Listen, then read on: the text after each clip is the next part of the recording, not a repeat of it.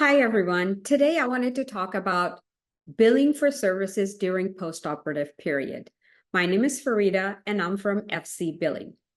So if you do any type of procedure or surgery on a patient goes into a post-operative period under you and your entire group. So during the post-op period, if you do any service for the patient, you have to identify whether the service is related to the procedure or is it significantly separate from what was done. If you need to run any test for any diagnosis other than the diagnosis for the procedure or surgery, then you should be able to go ahead and bill for the test, and you should get paid.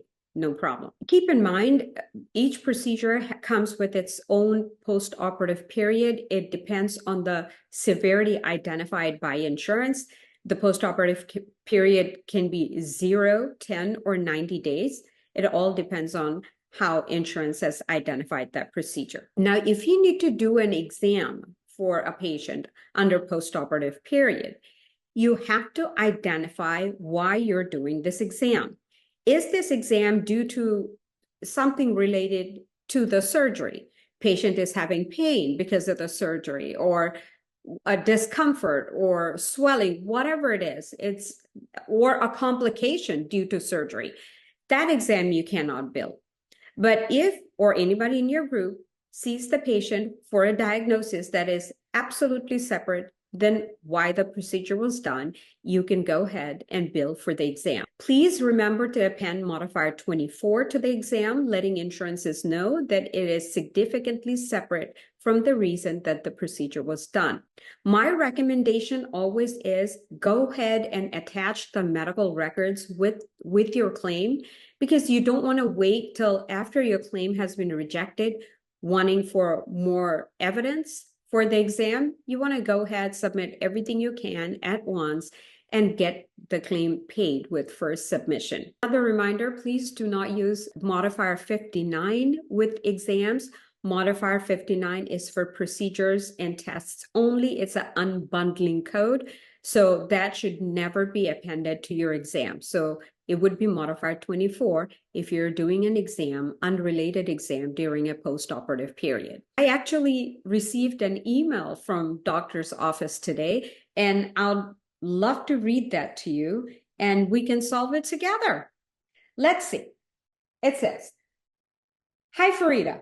My doctor asked me to reach out to you on how to bill for this case.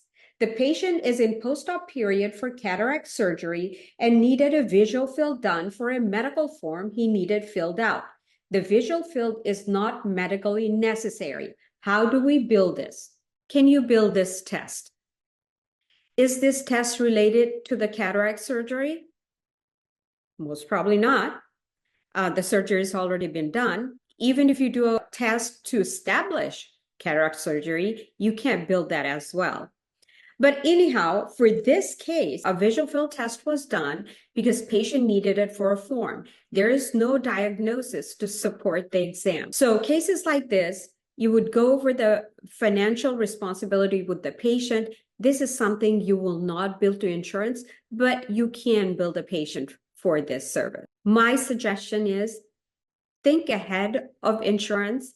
Think about what insurance might want to support your claim. If it's out of the ordinary, like something like post-operative period, when you're submitting the medical record, I like to do is I draw a box around relevant information in the exam note.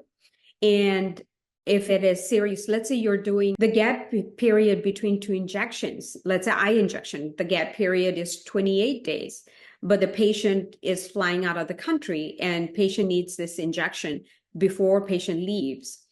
I would absolutely put a cover letter with the claim and with the medical record. And before I inject the patient, I would call the insurance and get pre-authorization and add the pre-authorization information with the claim. Think ahead. If you have any questions, let me know. Follow my videos and bill like a pro.